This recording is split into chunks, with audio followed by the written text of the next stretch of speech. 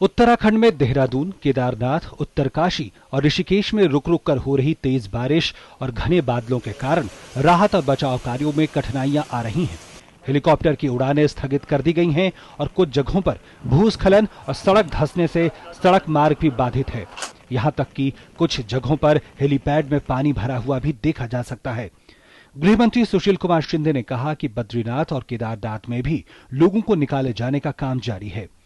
बद्रीनाथ के वहां से लोगों को इकट्ठा कर दिया है, वहां खाने पीने की व्यवस्था है और जो केदारनाथ वैली में जो दिक्कतें थी वो अभी नहीं है उतनी, क्योंकि केदारनाथ वैली में जो लोग स्टैंड वहां रह गए थे वो सभी को ऑलमोस्ट निकाला गया है। कुछ थोड़े से रह सकते हैं इधर उधर, बट बहुतेरे लोग वहां से निकल गए हैं। अभी बद्रीनाथ के वहां के हमने स्पेशली पीछे रखा था, क्योंकि वहाँ खाना देने का, पानी का व्यवस्था है, वहाँ अच्छी व्यवस्था है, तो अभी उनको भी हम बाहर निकालने का प्रयास कर रहे हैं। उत्तराखंड के मुख्यमंत्री विजय बहुगुणा ने कहा कि सेना के जवान पहाड़ों में फंसे यात्रियों को निकालने की कोशिश कर रहे हैं।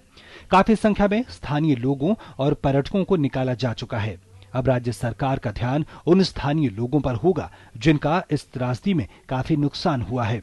सरकार अब बाढ़ पीड़ितों को जल्द से जल्द मुआवजा देने के लिए काम कर रही है।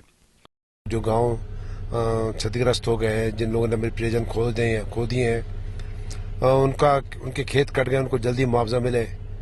जो गांव अब इस वक्त जहां पे राशन की कमी है, तो सारे जिला अधिकारियों को निर्देश दिए जा रहे हैं कि तुरंत अब राहत स्थानीय लोगों को देना शुरू करें, क्योंकि फौज और सेना तो अब धीरे धीरे 1-2-3 दिन में जो यात्री फंसे थे या जो हमारे लोग फंसे थे वो बाहर आ जाएंगे। अब साथ ही आवश्यक है कि आपदा से अपने प्रदेश में जो नुकसान हो रहा है वहां लोगों को उन गांवों तक तुरंत राहत दिया जाए। उत्तराखंड की राजधानी देहरादून में बारिश होने की वजह से राहत कार्यों में परेशानियों का सामना करना पड़ रहा है। ज्यादातर जगहों पे मध्यम है, मगर यदि हम बात करें तो सारे ज्यादा इम्पैक्ट जो है कल जो आ रहा है 26 को, वो नीचे वाले इलाकों में ज्यादा आ रहा है। फिर चंपावत से लेकर देहरादून की जो पूरी बेल्ट है उस मतलब ये 30 डिग्री लैटिट्यूड की बात करें नीचे, तो उसमें चंपावत हो गया, आपका नैनीताल, बागेश्वर, ये जो पौड़ी, देहरादून, ये टेहरी, ये सारा रीजन उसमें कवर हो रहा है। तो कल जो है इम्पैक्ट ज्यादा वहां दिख रहा है और ऊपर जो है मॉडरेट रहेगी आपके उत्तरकाशी, चमोली और ऊंचाई, पिथौरागढ़ के ऊंचाई वाले इलाके और रुद्रप्रयाग में मध्यम वर्षा रहनी चाहिए। राज्य सरकार के अनुसार मारे गए लोगों की डीएनए सैंपलिंग के लिए मंगलवार को मेडिकल टीम रवाना होगी। सभी मृतकों की तस्वीर और डीएनए सैंपल लिए जाने के बाद उनका अंतिम संस्कार किया जाएगा। केदारनाथ मंदिर परिसर की सफाई की तैयारी भी शुरू कर दी गई है।